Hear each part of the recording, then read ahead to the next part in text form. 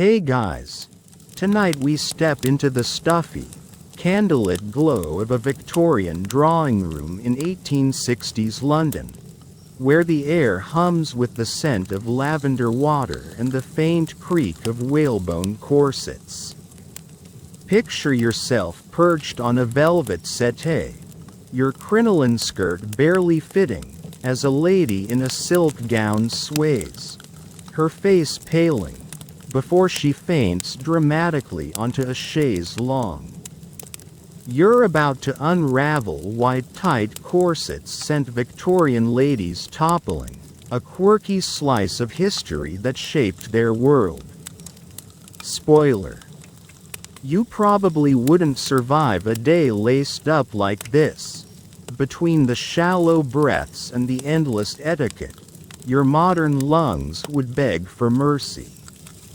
So, before you get comfortable, take a moment to like the video and subscribe, but only if you genuinely enjoy what I do here. Drop a comment with your city and local time. I'm curious where you're drifting off from. Now, dim the lights, maybe turn on a fan for that soft background hum, and let's ease into tonight's journey together. You're in a posh London townhouse, circa 1865, where gas lamps flicker and the wallpaper screams excessive florals. The lady, Miss Eleanor, is the picture of Victorian grace, tiny waist, perfect posture, all thanks to a corset cinched so tight you can hear it groan. Historians say corsets were fashion's iron grip, worn by women across classes to achieve the ideal hourglass figure, but they often caused fainting by restricting breathing. You watch Eleanor fan herself, her cheeks flushed, as her maid rushes forward with smelling salts. The room's stuffy, and you're sweating just looking at her. You lean closer, catching the corset's whalebone ribs peeking through her bodice, and notice her shallow breaths. A quirky tidbit: some ladies swore by vinegar-soaked handkerchiefs to revive fainters, a pungent Victorian first aid. Imagine waking up to a salad dressing assault. You wave your own fan, trying to stay cool, but it snags your sleeve, nearly toppling a teacup.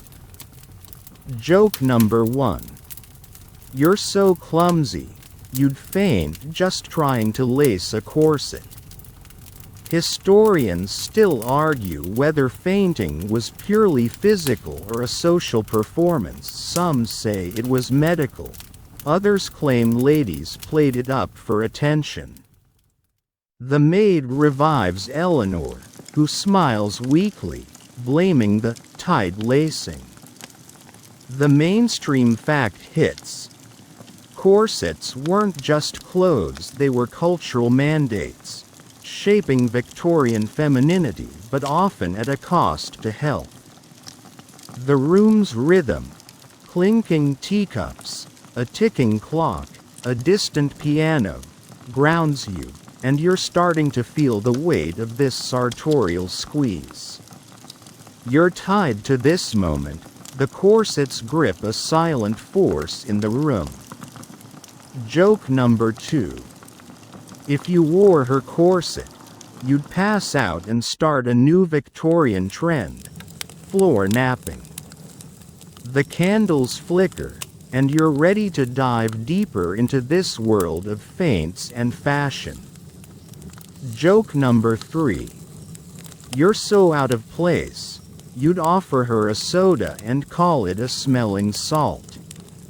The drawing room hums, and you're ready for whatever this corset craze reveals next.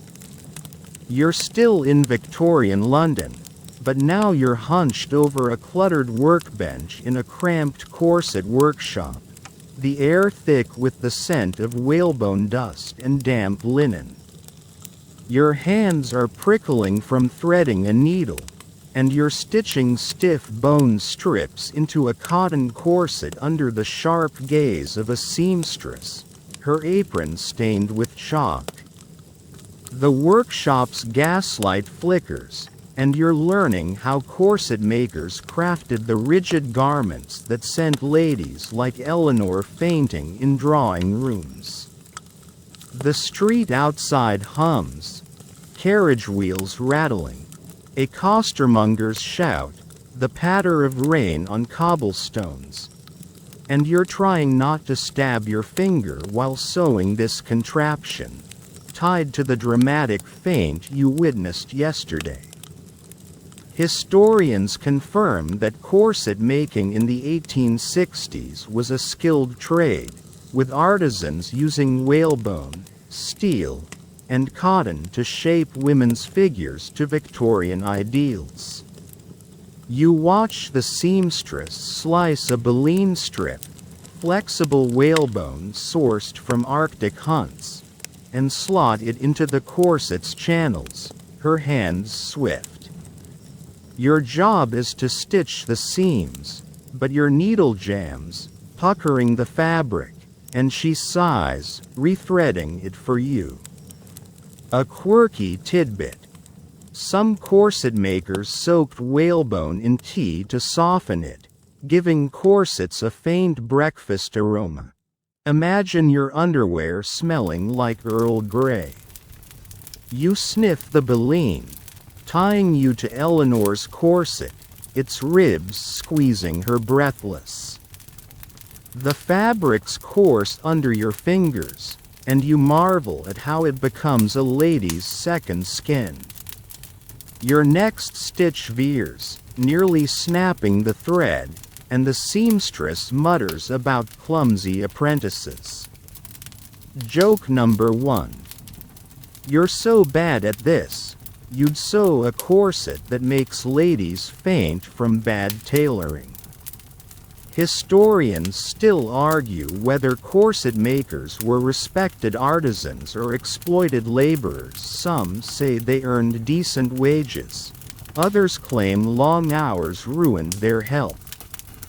You think back to the drawing room's chaise longue, where Eleanor's corset, likely made here, caused her swoon. You try again, guiding the needle carefully, and manage a decent seam, earning a grudging nod. The mainstream fact hits. Corset makers didn't just craft fashion, they upheld Victorian society's obsession with tiny waists, their work enabling both beauty and fainting spells. The workshop's rhythm, scissors snipping, a sewing machine's clatter, a distant church bell, grounds you, and you're starting to feel the craft's quiet pressure. You slot a bone strip, but it bends wrong, and an apprentice smirks. Joke number 2. If you ran this shop, you'd make corsets that flop like a bad pancake. A girl brings you a cup of weak tea from a kettle, bitter, lukewarm, and you're tied to the drawing room's candles, Eleanor's flushed cheeks, all shaped by this whalebone cage. The seamstress tests the corset, tugging its laces, and its form emerges, rigid yet elegant.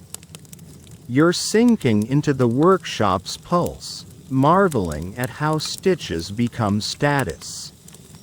The rain outside drums harder, the streets hum softening, and you're ready for the next step in this craft. Joke number 3. You're so clumsy, you'd stitch a corset backwards and invent Victorian yoga pants. The gaslight sways, and you're ready for whatever this workshop reveals next. You're still in Victorian London, but now you're bustling about a grand Mayfair townhouse, the air heavy with the scent of rosewater and starched petticoats. Your hands are busy lacing a corset around a young debutante, Miss Clara, her silk ball gown waiting on a mannequin.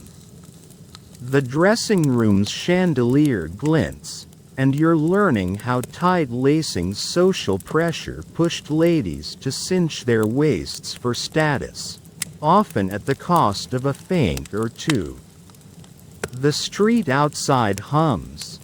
Carriage hooves clopping, a flower girl's cry, the rustle of evening fog, and you're trying not to tug the laces too hard while navigating Clara's nervous chatter, tied to the corset workshop's whalebone stitches you sewed yesterday.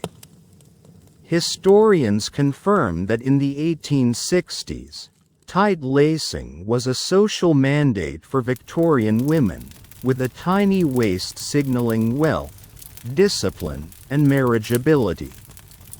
You pull the corset's laces, feeling the whalebone, crafted in that dusty workshop, dig into Clara's ribs as she gasps, her face paling. Your fingers fumble, tangling the laces, and she winces, urging you to hurry for the ball. A quirky tidbit. Some debutantes used fainting couches at balls, designed for corset-induced swoons. Imagine a chaise long as your emergency nap spot. You adjust the corset, tying you to Eleanor's dramatic faint in the drawing room. Clara's waist shrinks to a fashionable 18 inches, but her breath's shallow, and you worry she'll topple before the waltz. You loosen a lace, but she insists on tighter, citing her rival's 17-inch waist. Joke number 1. You're so clumsy, you'd lace her so tight she'd faint into the punch bowl. Historians still argue whether tight lacing was driven by male ideals or women's competition. Some say society enforced it. Others claim ladies embraced it for power. You think back to the workshop's rigid corset, now squeezing Clara's hopes for a good match. You tie the final knot, and Clara stands, swaying slightly, her gown's bustle amplifying her hourglass shape. The mainstream fact hits. Tight lacing wasn't just fashion, it was a social contract, binding women to Victorian notions of femininity, often with health costs like fainting. The dressing room's rhythm, ticking clock, rustling silk, a maid's soft steps, grounds you, and you're starting to feel the weight of this ritual. You adjust her sash, but it slips, and Clara huffs, impatient. Joke number 2. If you dressed debutantes, you'd tie their corsets in knots and start a ball gown rebellion. A maid offers you a sip of barley water from a glass, cool, bland, and you're tied to the drawing room smelling salts, the workshop's baleen, all part of this tight-laced world. Clara practices a curtsy, her corset creaking, and you marvel at her determination despite the strain. You're sinking into the townhouse's pulse, wondering how she'll survive the ball's heat. The fog thickens outside, the streets hum fading, and you're ready for the next step in her story. Joke number 3. You're so bad at this, you'd lace her gown backwards and send her waltzing into a chandelier. The chandelier glints, and you're ready for whatever this pressure reveals next. You're still in Victorian London, but now you're seated in a stuffy consulting room in Harley Street, the air sharp with the scent of carbolic acid and leather-bound books. Your hands clutch a notepad, and you're consulting a dour physician, Dr. Hargrove, his spectacles glinting as he lectures on the health risks of tight corsets that sent ladies like Clara fainting.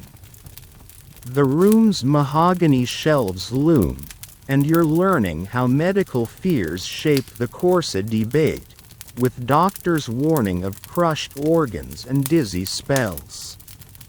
The street outside hums, carriage wheels creaking, a newsboy's shout, the patter of drizzle, and you're trying not to smudge your notes while keeping up with his brisk pace, tied to Clara's tight-laced ball gown from yesterday. Historians confirm that in the 1860s, Victorian doctors increasingly criticized corsets, linking tight lacing to fainting, breathing issues, and even organ damage. You watch Dr. Hargrove unroll a diagram of a torso, pointing to ribs compressed by whalebone, stitched in that workshop you visited. He describes a patient who fainted at a soirée, her corset so tight it bruised her lungs. Your pencil slips, scribbling a wobbly line, and he frowns, adjusting his spectacles. A quirky tidbit. Some doctors prescribed corset holidays, days without lacing to recover. Imagine a Victorian spa day with looser ribs. You jot a note, tying you to Clara's gasping curtsy.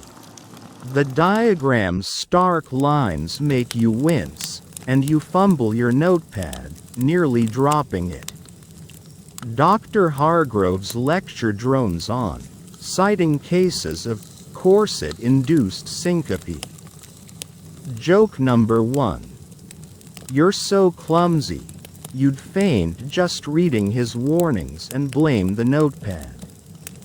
Historians still argue whether these medical fears were grounded or exaggerated. Some say doctors overstated risks to control women's fashion. Others claim the dangers were real. You think back to the Mayfair townhouse.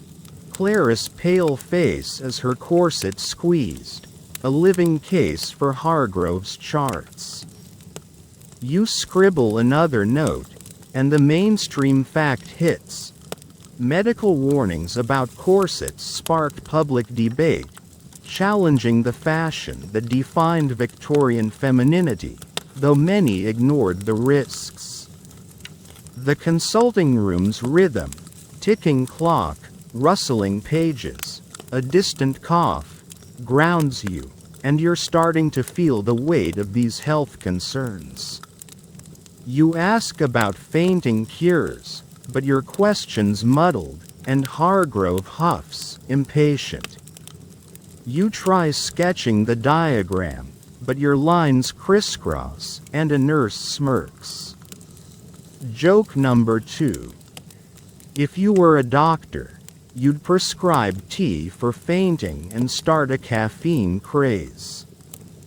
The nurse offers you a glass of water from a tray, flat, tepid, and you're tied to the drawing room smelling salts, the workshop's baleen, Clarice laces, all shadowed by these warnings.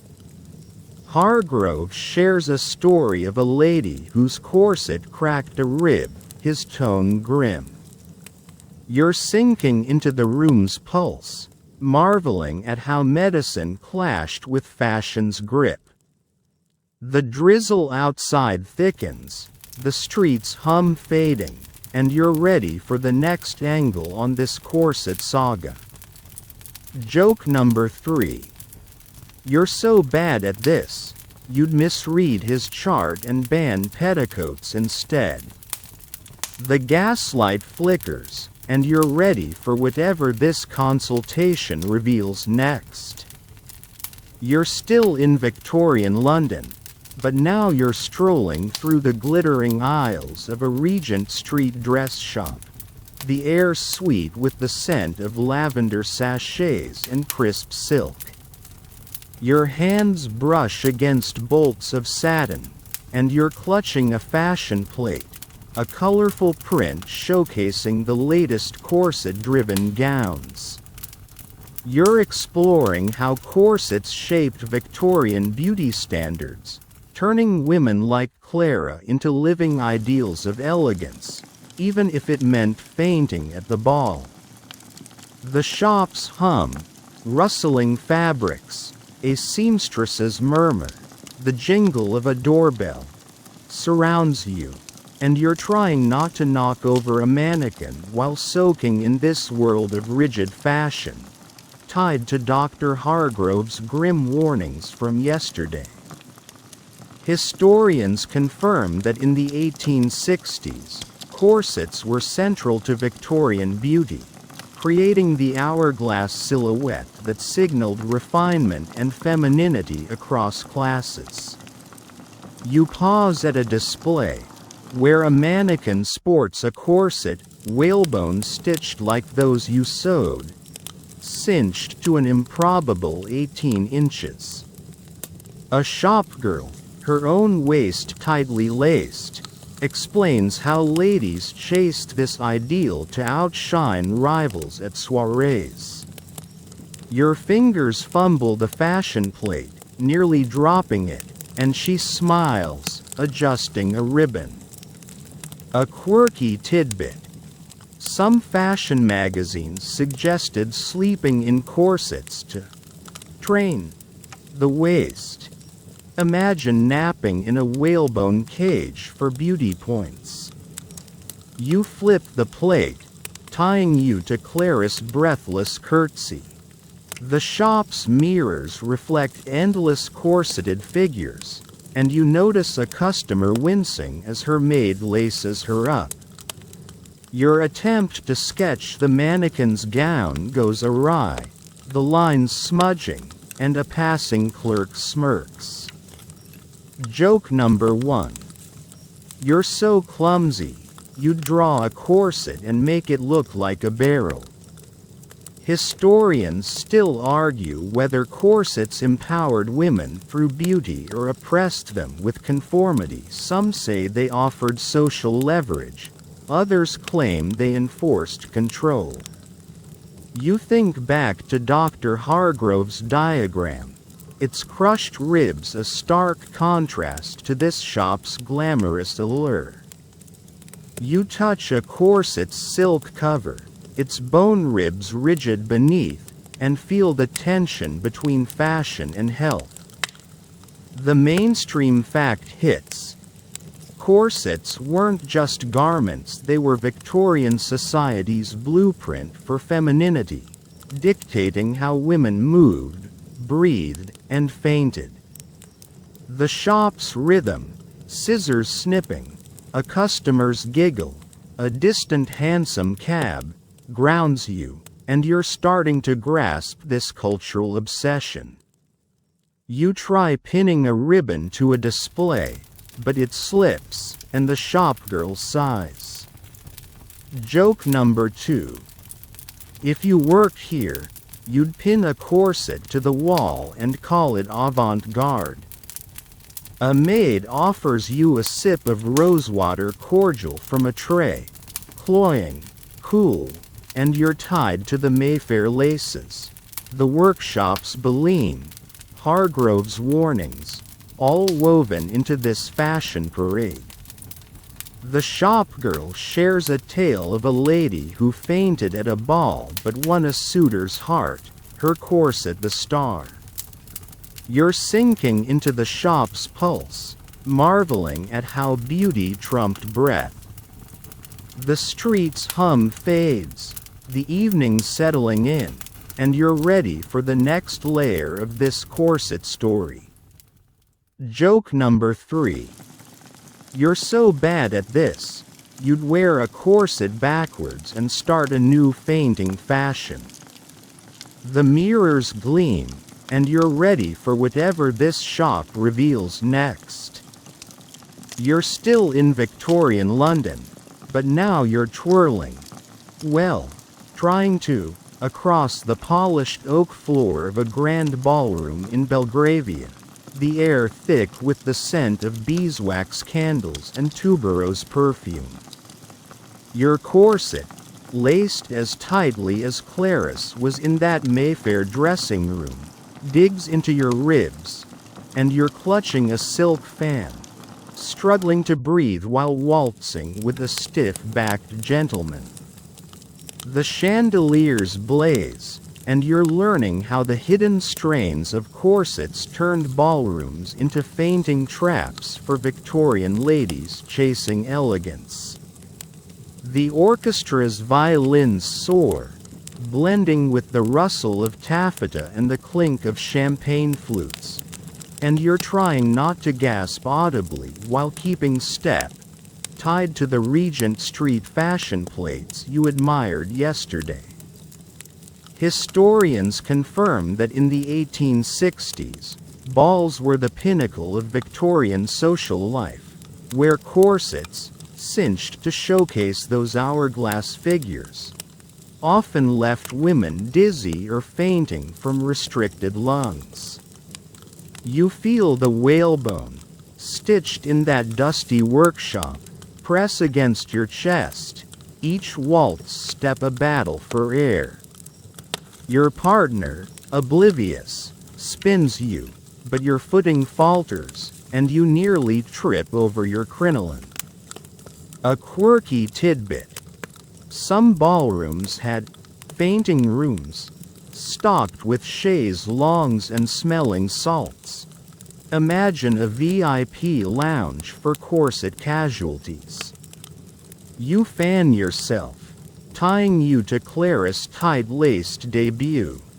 The corset's grip makes your head swim, and you spot another lady swaying, her maid rushing to her side. You miss a step, bumping your partner's polished shoe, and he frowns, adjusting his gloves. Joke number 1. You're so clumsy, you'd waltz into a chandelier and faint in style. Historians still argue whether fainting at balls was mostly medical or partly theatrical. Some say corsets caused genuine distress. Others claim ladies exaggerated for sympathy or drama. You think back to the dress shop's mirrors, their corseted ideals now squeezing your every breath. You manage another turn, but your vision blurs. The corset's whalebone, crafted with those workshop stitches, feeling like a vice. The mainstream fact hits. Corsets at balls weren't just fashion, they were physical endurance tests, pushing women to the edge of collapse for social glory. The ballroom's rhythm, waltzing feet, a lady's laugh, a cork's pop, grounds you, but you're struggling to stay upright. You fan harder, but the silk slips, fluttering to the floor, and a nearby debutante smirks. Joke number 2. If you danced all night, you'd faint and start a new Victorian sport, swooning.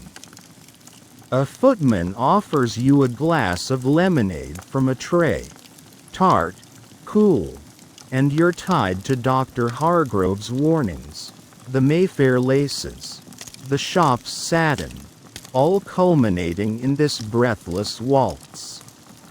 Your partner bows, oblivious to your plight, and you stagger to a chair, the corset creaking. You're sinking into the ballroom's pulse, marveling at how ladies endured for elegance.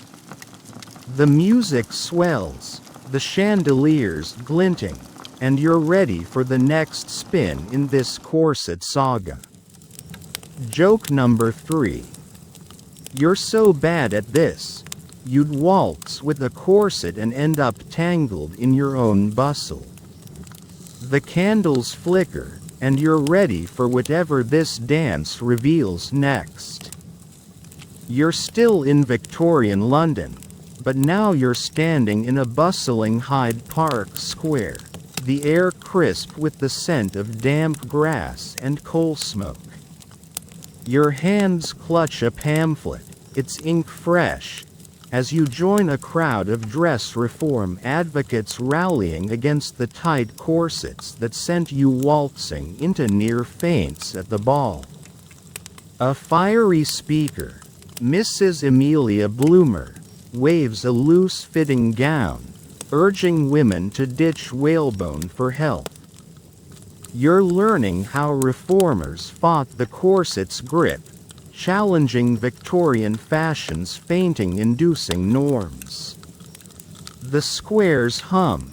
Cheers, a heckler's shout, the rustle of banners, surrounds you, and you're trying not to drop your pamphlet while dodging a muddy puddle, tied to the ballroom's breathless waltz from yesterday. Historians confirm that in the 1860s, the dress reform movement gained traction in Britain, with activists like Bloomer arguing that corsets caused fainting and long-term health issues.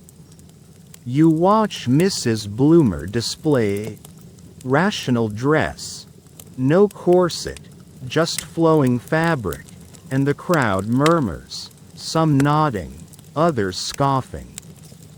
Your pamphlet lists corset dangers, echoing Dr. Hargrove's warnings, and you wave it, but it slips, fluttering into the dirt. A quirky tidbit. Some reformers suggested bloomers, baggy trousers, as corset alternatives. Imagine trading your whalebone for proto-pajamas. You retrieve the pamphlet, tying you to the ballroom's creaking corset. A heckler jeers, calling the reformers unladylike, and you fumble your response, your voice lost in the crowd's roar.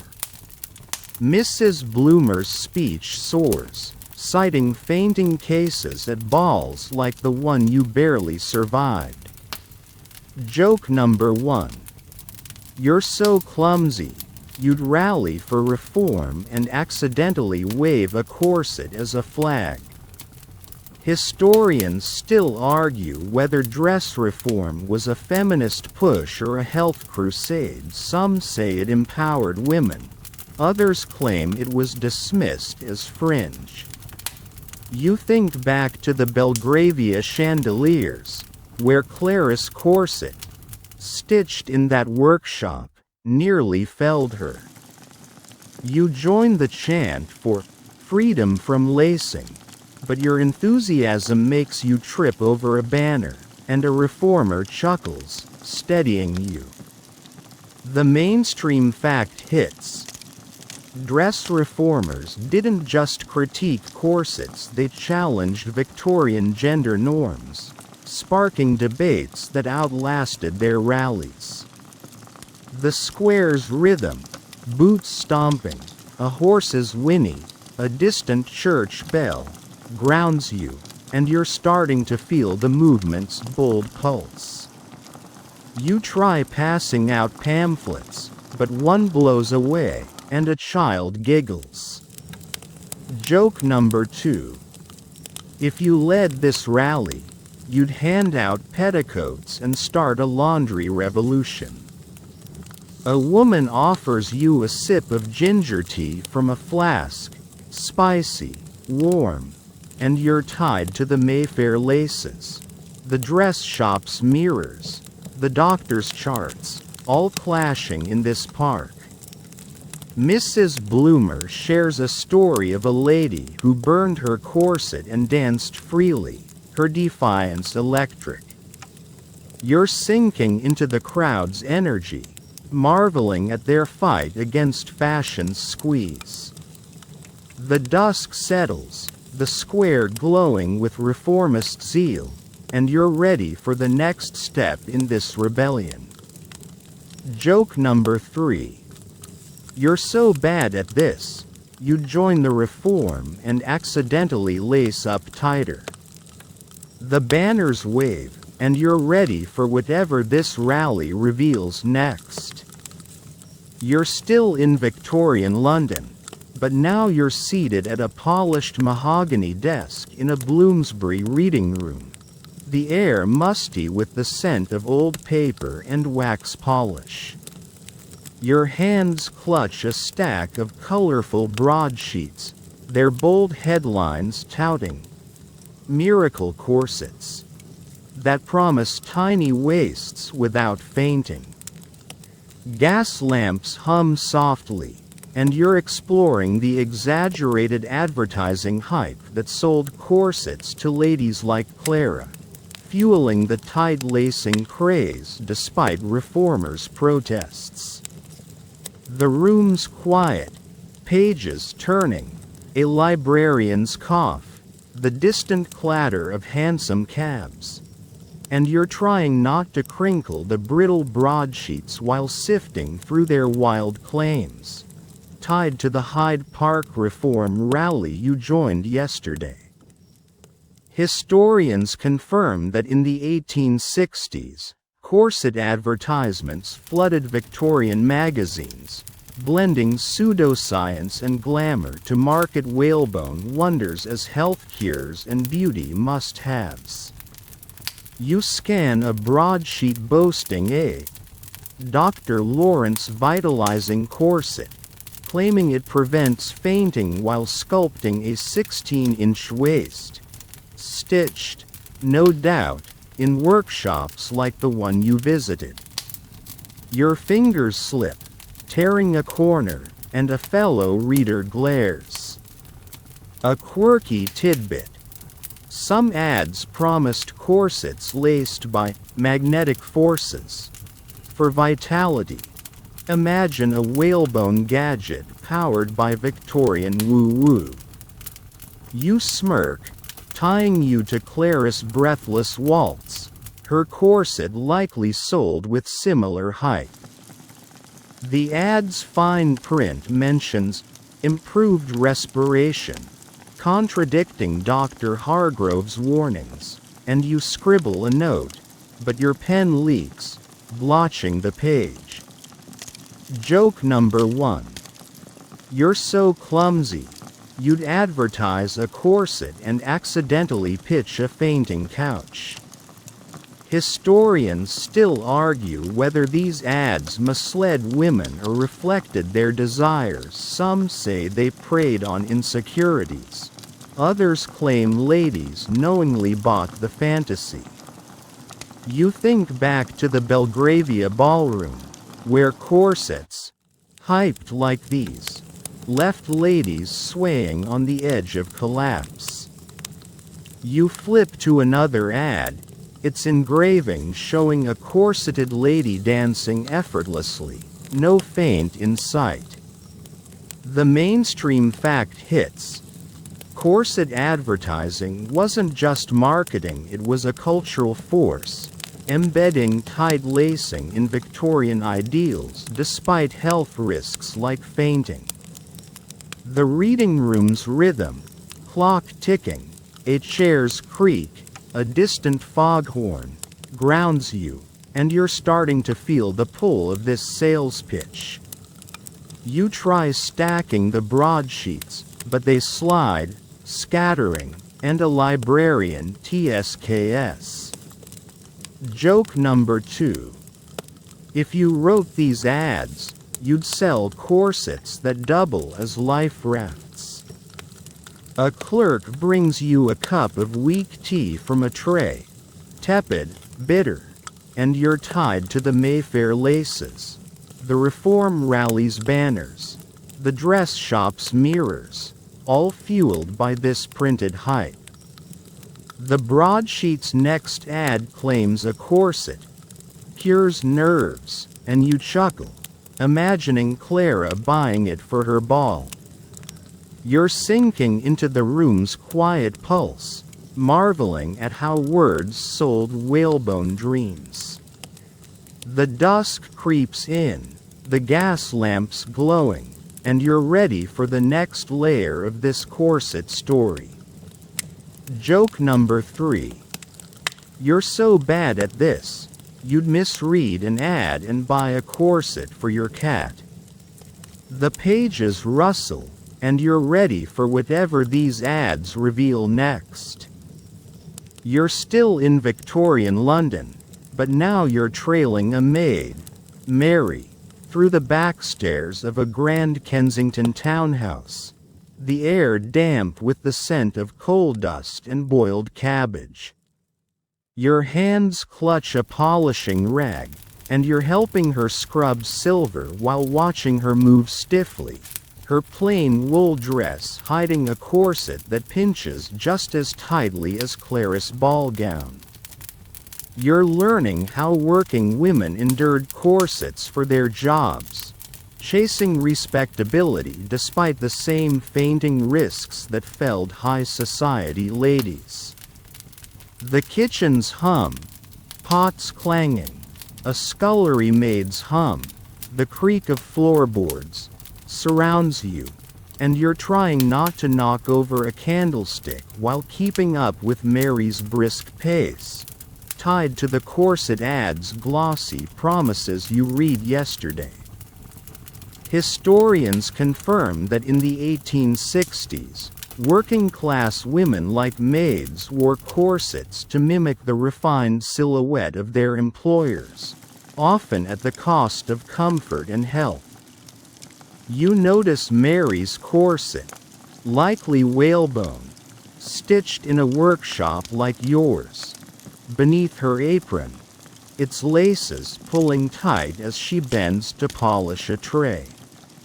She winces, catching her breath, and you wonder if she's fought off a faint today.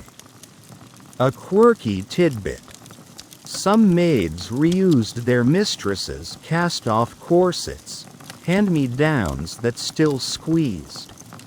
Imagine wearing your boss's old whalebone like a recycled cage. You rub the rag harder, tying you to the Bloomsbury broadsheet's height, now squeezing Mary's daily grind. Your polishing's uneven, smearing the silver, and Mary sighs, showing you a firmer stroke. Her corset creaks, and you're reminded of Clarice's ballroom swoon. Joke number 1. You're so clumsy, you'd polish a corset and make it faint-proof. Historians still argue whether working women wore corsets by choice or social pressure. Some say they sought respectability, others claim employers demanded it. You think back to the dress shop's satin ideals, their hourglass promise trickling down to this kitchen's toil. Mary straightens, rubbing her side, and admits her corset makes long shifts harder, risking a faint during dinner service. The mainstream fact hits. Corsets weren't just elite fashion, they were a working woman's burden, tying maids and shopgirls to the same beauty standards that caused fainting spells.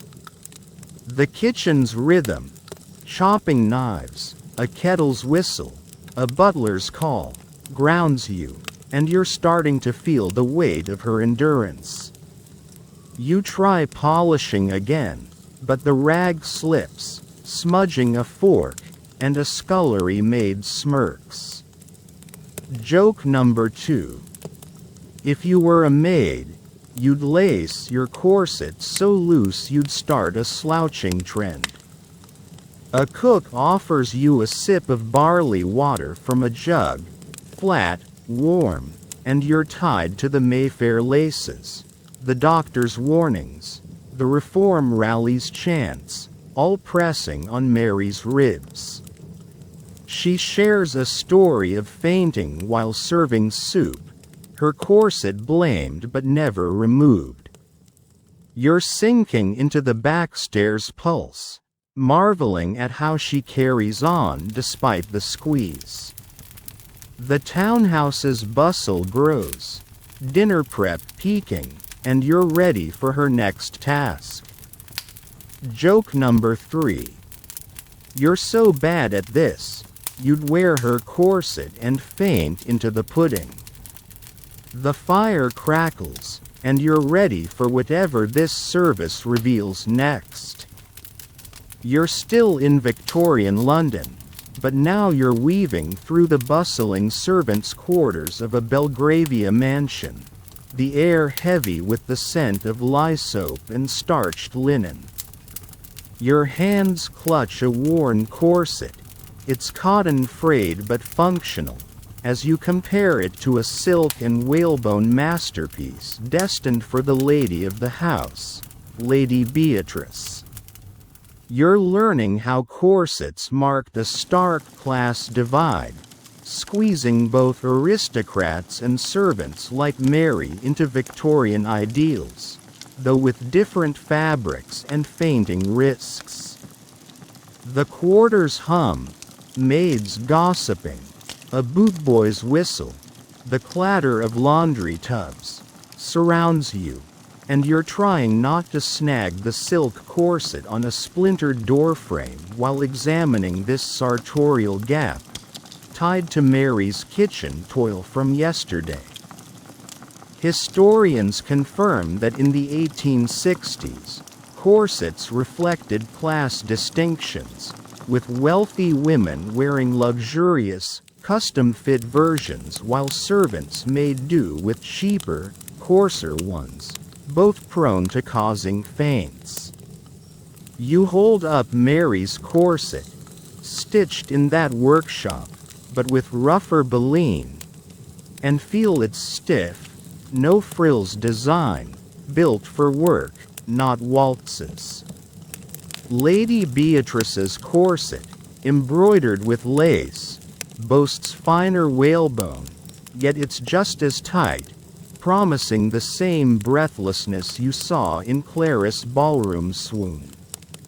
A quirky tidbit. Some servants dyed their corsets with tea to mimic silk's sheen. Imagine brewing your underwear to fake high society. You set the silk down, tying you to Mary's creaking ribs in the kitchen. Your comparison falters when you drop the cotton corset, its laces tangling, and a passing maid chuckles, picking it up. Joke number 1. You're so clumsy, you'd mix up the corsets and send Lady Beatrice to a ball in burlap. Historians still argue whether corsets unified women across classes or deepened inequality. Some say they enforced a shared ideal. Others claim they highlighted wealth gaps. You think back to the Bloomsbury broadsheets, their ads hyping silk corsets far beyond Mary's reach, yet both women laced up for the same hourglass. You drape Lady Beatrice's corset over a chair, its lace catching the light, and marvel at how both garments, cotton or silk, could fell their wearers with a feint. The mainstream fact hits. Corsets weren't just fashion, they were a social hierarchy, binding every woman to beauty standards, rich or poor, at the cost of health. The quarters rhythm, irons hissing, a servant's yawn, a distant piano, grounds you, and you're starting to feel the weight of this divide. You try folding the cotton corset, but it flops open, and a footman smirks. Joke number 2. If you managed these corsets, you'd lace a maid in silk and spark a downstairs revolt. A scullery maid offers you a sip of weak tea from a chipped cup, bitter, cold, and you're tied to the Mayfair ball, the Reform Rally's chants, Mary's polishing, all squeezed by these whalebone cages. A laundress shares a story of a maid fainting in a cheap corset, her mistress blaming laziness, not laces. You're sinking into the quarter's pulse, marveling at how class shaped every stitch. The mansion's bustle grows, dinner prep looming, and you're ready for the next layer of this divide. Joke number 3. You're so bad at this, you'd wear both corsets and faint into a laundry basket. The linen rustles, and you're ready for whatever this comparison reveals next. You're still in Victorian London, but now you're standing in a prim nursery in a Bloomsbury townhouse. The air soft with the scent of talcum powder and freshly laundered muslin. Your hands clutch a tiny corset. It's cotton soft but stiff with miniature whalebone, as you watch a governess lace up a young girl, Miss Emily, for posture training. The nursery's pastel walls are lined with dolls, and you're learning how children were laced into corsets to mold their figures early, setting the stage for the fainting risks you saw in Clara and Mary. The house's hum, children's giggles, a nanny's hush, the tick of a mantel clock, surrounds you, and you're trying not to fumble the corset while observing this unsettling ritual, tied to the class-divided corsets you compared yesterday. Historians confirm that in the 1860s, Victorian girls as young as 8 often wore training corsets to ensure perfect posture and prepare them for adult-tied lacing, despite health concerns like fainting. You watch the governess, her apron crisp, gently tug the laces around Emily's waist, the girl squirming but obedient. The corset, stitched in a workshop like yours, has softer baleen, yet it still restricts her childish wiggle. A quirky tidbit. Some mothers believed corsets improved girls' handwriting by steadying their torsos. Imagine lacing up for neater cursive. You hold the corset tighter, tying you to Mary's coarse cotton and Beatrice's silk, all part of this whalebone tradition. Emily pouts, her breath short, and you worry she's a faint waiting to happen, like Clara at the ball. Your fingers slip, nearly dropping the corset, and the governess glances over, unimpressed. Joke number 1. You're so clumsy, you'd lace a doll and call it posture training. Historians still argue whether child corsets were about health or social control. Some say they built discipline, others claim they harmed growing bodies. You think back to the Belgravia servants' quarters, where maids like Mary endured adult versions of this same squeeze, now starting in nurseries. The governess adjusts Emily's pinafore, the corset hidden but creaking faintly, and you're struck by how early this beauty standard begins. The mainstream fact hits. Child corsets weren't just clothes, they were Victorian society's way of shaping girls into its ideal, risking faints and worse from youth. The nursery's rhythm, pages turning, a rocking horse's creak, a distant piano, grounds you, and you're starting to feel the weight of this practice.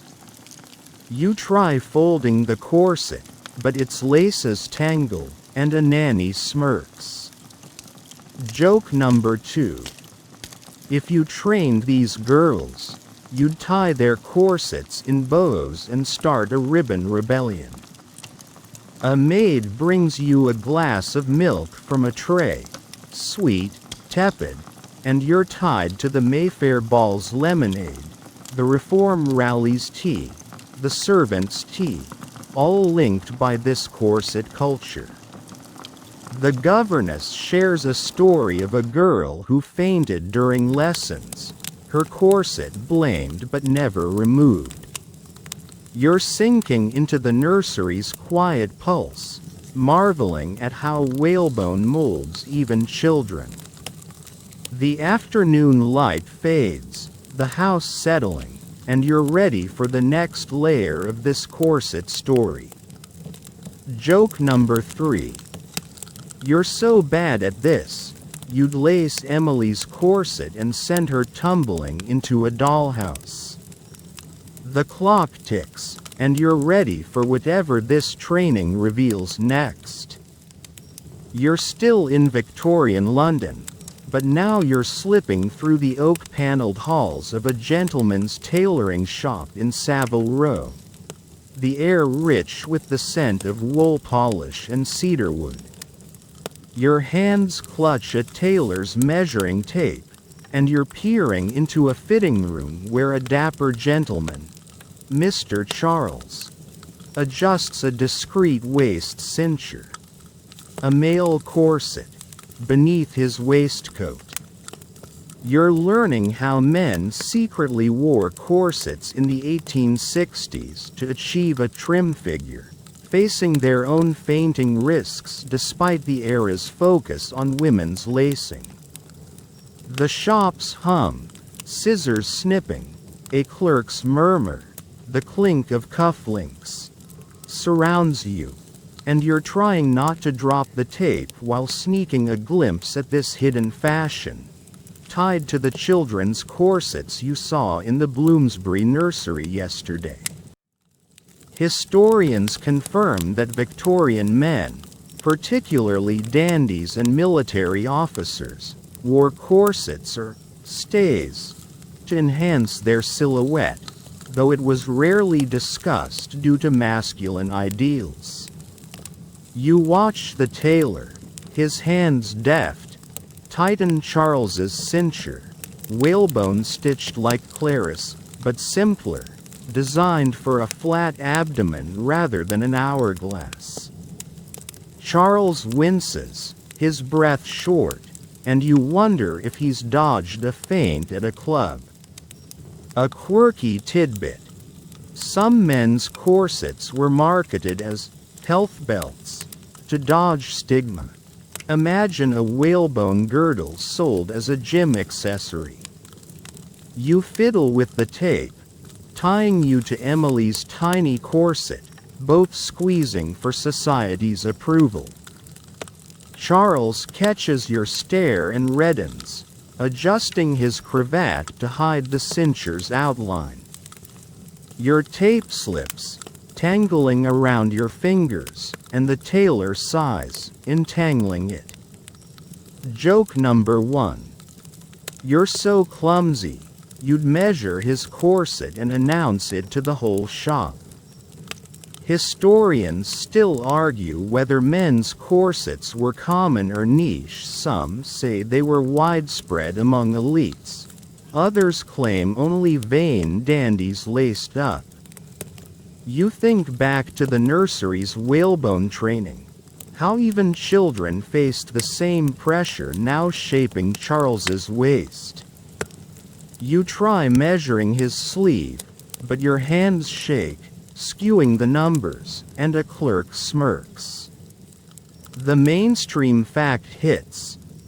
Men's corsets, though less visible, were part of Victorian fashion's grip, pushing both genders toward idealized bodies, sometimes with fainting as the price. The shop's rhythm, cloth rustling, a customer's cough, a distant carriage rattle, grounds you, and you're starting to feel the weight of this secret lacing. Charles smooths his waistcoat, the cincher invisible but creaking faintly, and you're struck by how universal the corset's squeeze was. Joke number 2. If you were a tailor, you'd lace his corset so tight he'd faint into a top hat. A boy brings you a cup of weak coffee from a tray, bitter, tepid, and you're tied to the Mayfair ball's lemonade, the maid's barley water, the nursery's milk, all linked by this whalebone culture. The tailor shares a story of a lord who fainted at a duel, his corset blamed but hushed up. You're sinking into the shop's quiet pulse, marveling at how men, too, bore the corset's strain. The afternoon light dims, the shop settling, and you're ready for the next angle on this fashion. Joke number 3. You're so bad at this, you'd sell him a lady's corset and start a Savile Row scandal. The wool gleams, and you're ready for whatever this fitting reveals next. You're still in Victorian London, but now you're threading through the clanging, steam-filled halls of a corset factory in Whitechapel, the air thick with the scent of machine oil and singed cotton. Your hands clutch a clipboard, and you're touring the bustling production line, where workers stitch whalebone corsets at a relentless pace, churning out the garments that squeezed Clara, Mary, and even Mr. Charles.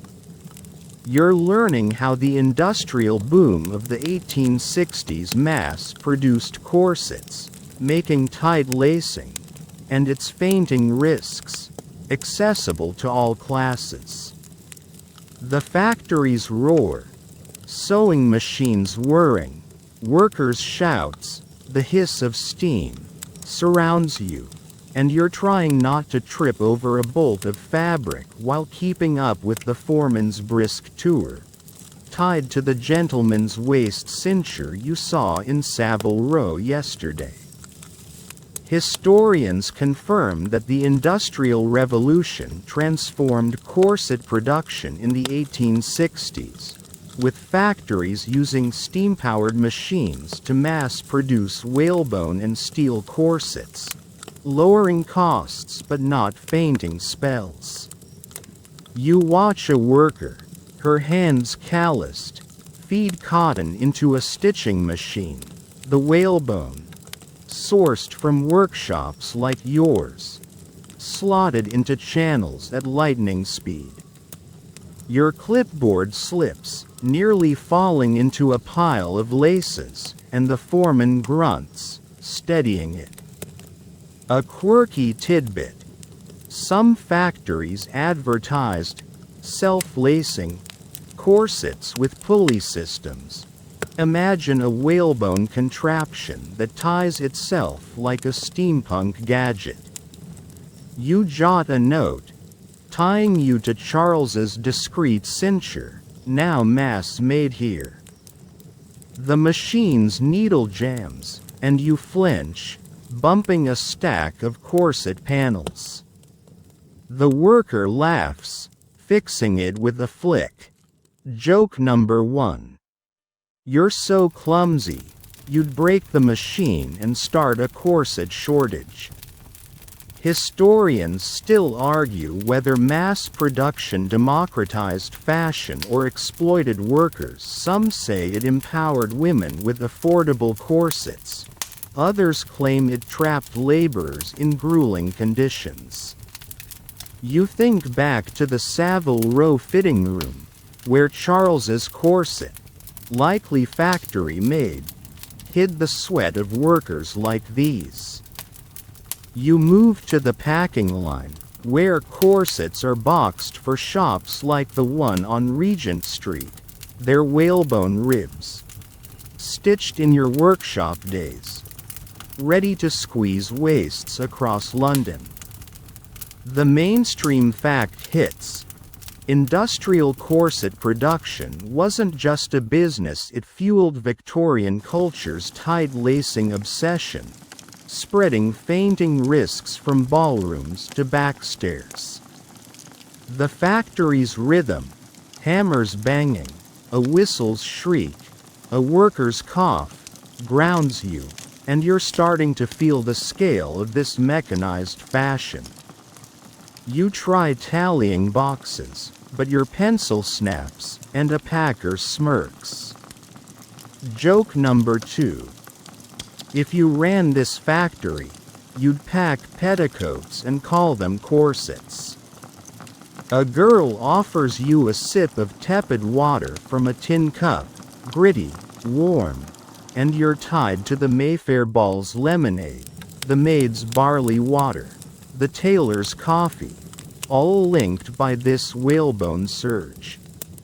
The foreman shares a story of a worker fainting from heat and tight lacing, her own corset mirroring her product. You're sinking into the factory's pulse, marveling at how machines scaled up the corset's grip.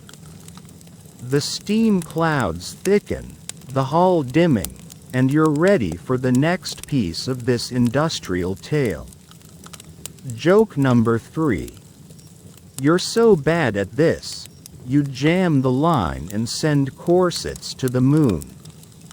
The machines whir, and you're ready for whatever this factory reveals next.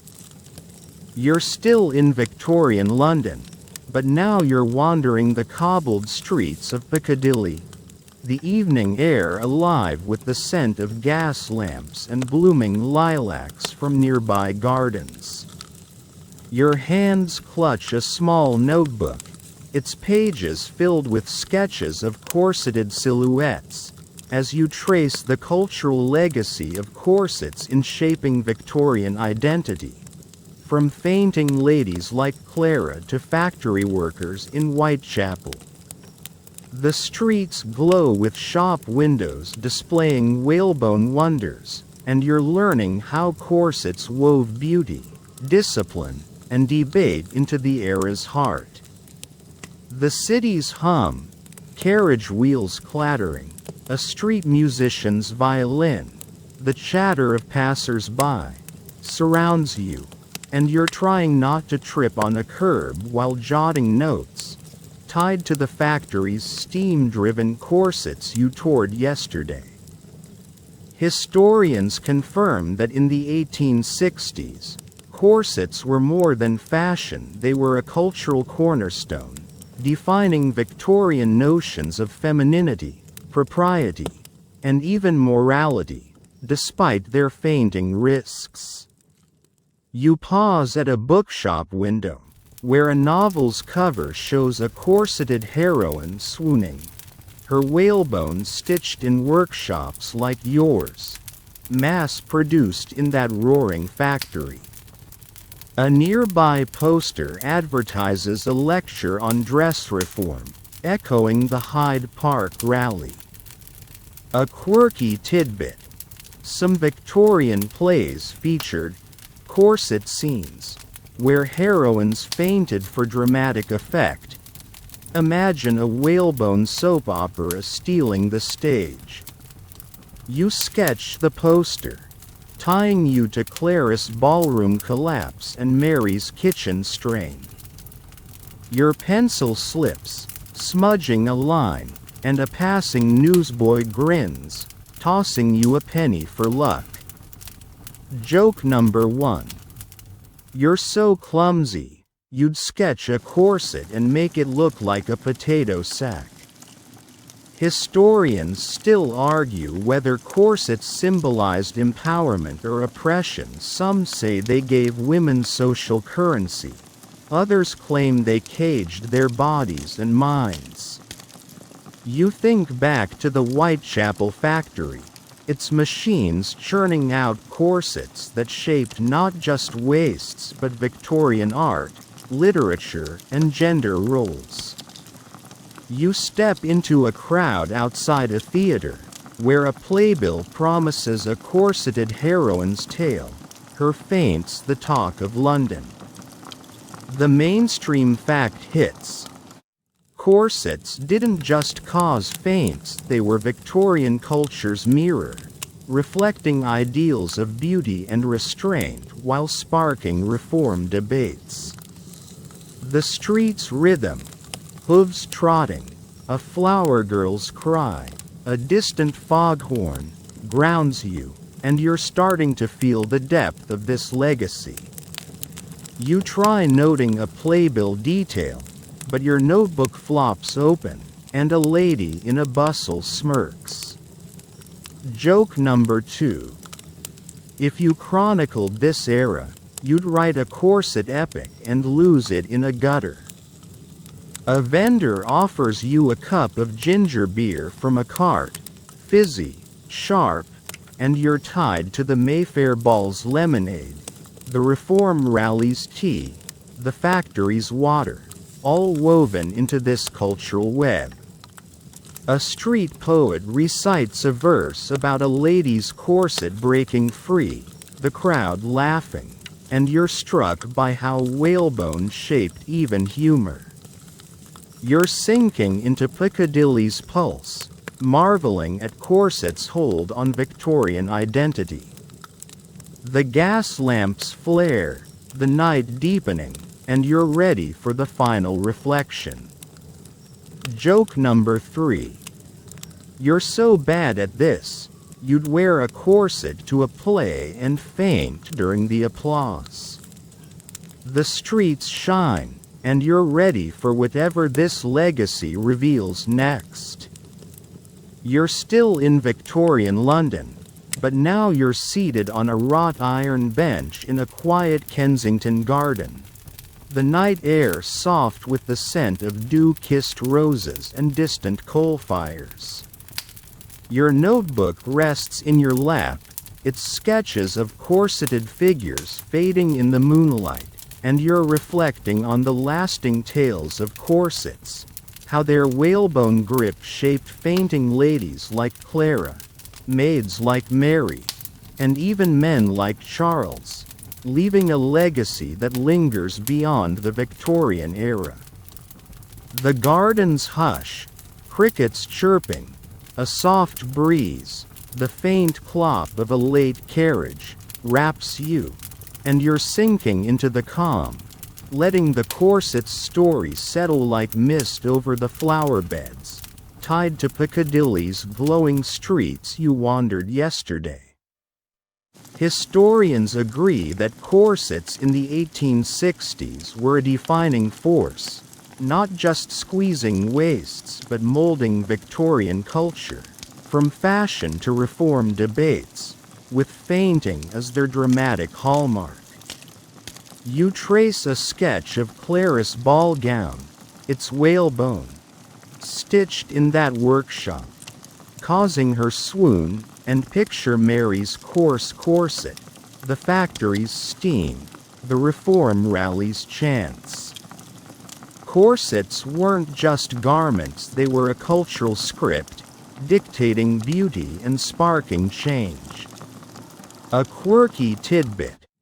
Some Victorian novels ended with heroines ditching corsets for love, a romantic rebellion.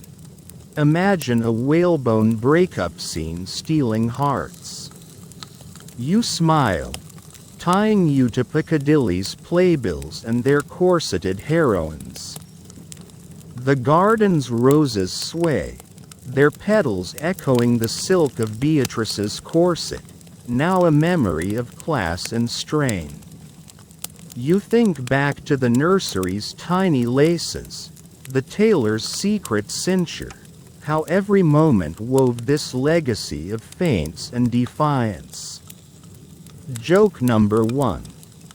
If you wore a corset now, you'd faint and write a novel about it in one breath. Historians still argue whether corset's legacy is one of oppression or agency. Some say they caged women. Others claim they fueled feminist sparks. You lean back, the bench cool, feeling the weight of these tales under the stars. The mainstream fact lands. Corsets' influence outlived the Victorian era, shaping modern fashion and debates on body image, their fainting tales a whisper in today's designs. You imagine those whalebone ribs, crafted and worn, now museum relics, their story enduring. The night's rhythm, a nightingale's song, a rustling leaf, feels like a lullaby, pulling you deeper. Joke number 2. You're so tired, you'd nap through a corset reform and miss the loose gowns. Now, let's ease you toward sleep, cradled by this tranquil Kensington garden under London's starry sky.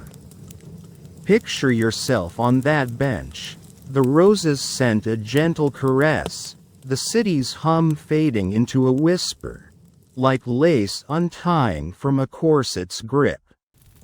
The tales of faints, Clarice swoon, Mary's toil, the factory's roar, drift away, soft as petals on the breeze. You're safe here, wrapped in the stillness of a night that's held Victorian secrets for centuries. Let your breath slow, matching the garden's quiet pulse, each exhale carrying you deeper into calm. The stars above, like tiny whalebone stitches, guard the era's stories, their glow a promise of dreams enduring. You don't need to hold on, the roses will keep these legacies, their blooms whispering them long after you've drifted. Feel your shoulders soften, your thoughts blur, like moonlight on a velvet gown. The night is gentle, the stars endless, and you're floating, carried by the same breezes that stirred those ballrooms. Every worry, every rush, it's gone, replaced by the peace of a garden at rest.